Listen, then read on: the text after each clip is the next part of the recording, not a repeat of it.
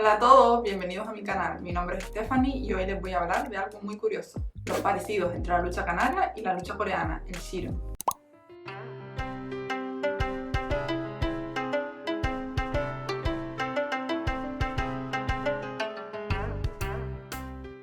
Pero antes no olvides suscribirte a mi canal de YouTube y a seguir mis otras redes. Seguro que te estás preguntando cómo van a ser parecidos estos dos tipos de lucha. Por muy raro que parezca, es muy real. Y es que se realizan anualmente prácticas conjuntas de estos dos deportes. Es decir, a veces los atletas canarios vienen a Corea y viceversa. Para la realización de este vídeo he contactado con varios luchadores canarios, con especial mención a Víctor González Trujillo y a Norberto Morales Perdomo. Pero antes que nada decirte que estos dos deportes no son los únicos parecidos entre la cultura canaria y la cultura coreana.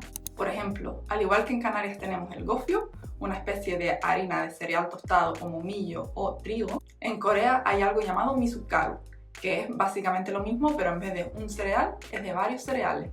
Ambos se usan de manera muy similar en la leche, en caldos e incluso en postres. Pero quizás del gofio te hable en otro vídeo. En este vídeo solo voy a hablar del Sirum y de la lucha canaria. Por definición, la lucha canaria es un deporte en el que dos oponentes, llamados luchadores, intentan derribarse en un círculo llamado terrero. Es un deporte en el que prevalece la nobleza y la identidad cultural canaria.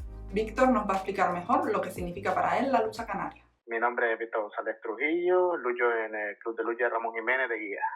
Resumido y que sea sencillo es derribar al contrario sin hacer ninguna maña en temas de luxaciones o agarres impropios que no se pueden. O sea, el tema de la lucha canaria ya va de generación en generación. Lo practicaba mucho el tema de los aborígenes y también es que el tema de la lucha canaria se ha desplazado como se desplazó, por ejemplo, a Cuba o Venezuela también. El Sirum o lucha coreana es prácticamente lo mismo a excepción de unas pocas reglas.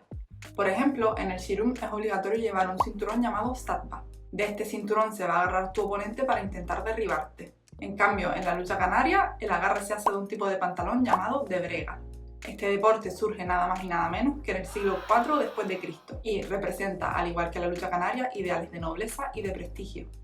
Lo curioso es que anualmente en los campeonatos de Sirum en Corea del Sur, los atletas canarios son grandes invitados.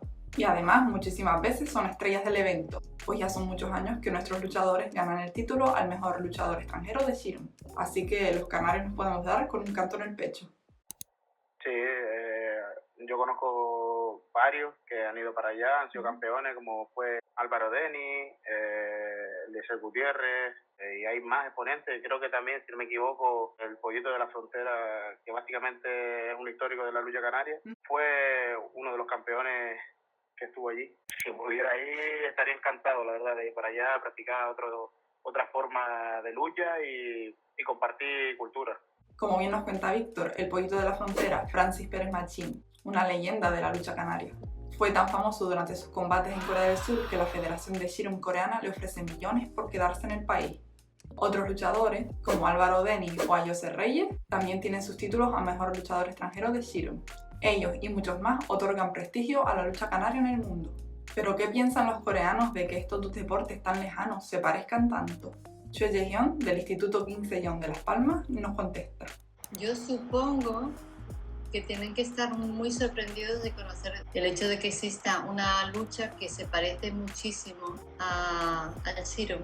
El año pasado hicimos una semana de Corea en la universidad. Parte de esa semana de Corea se hizo un evento en el que se trajo a personas que hacían lucha canaria, que habían tenido experiencia en hacer Sirum, hicieron una muestra de la diferencia. Yo he estado preguntando y me han dicho que el Sirum ha bajado bastante en popularidad, que era algo que se veía muchísimo hace tal vez 20 años o hace más, pero ahora hay muy poca gente que lo ve. Además, a Víctor también le pregunto si piensa que la lucha canaria es popular.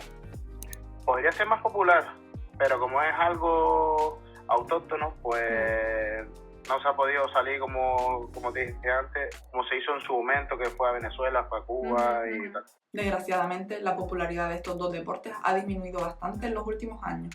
El motivo, como bien nos ha dicho Víctor, es que se le da mucha más prioridad a deportes internacionales.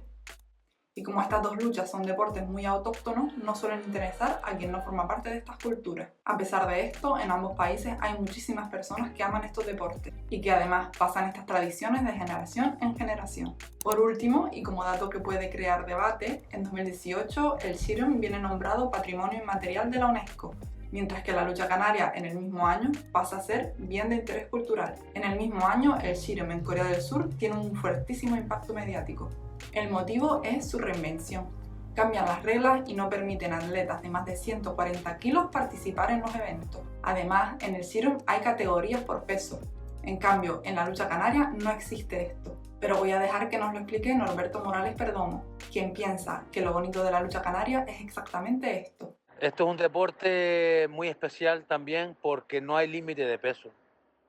La lucha canaria yo puedo pesar 65 y el otro pesa 100, me tengo que enfrentar a él. Por eso también es lo bonito, porque a veces el pequeño derriba al grande con inteligencia, con maña.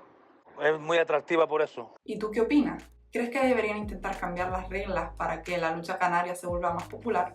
Recuerda que la lucha canaria forma parte de nuestra identidad cultural, al igual que el Sireum forma parte de la identidad cultural coreana. Gracias a estos dos deportes hemos podido compartir nuestra cultura a pesar de la distancia. Y esto es todo por hoy, espero que les haya gustado el vídeo y que hayan aprendido muchas cosas nuevas.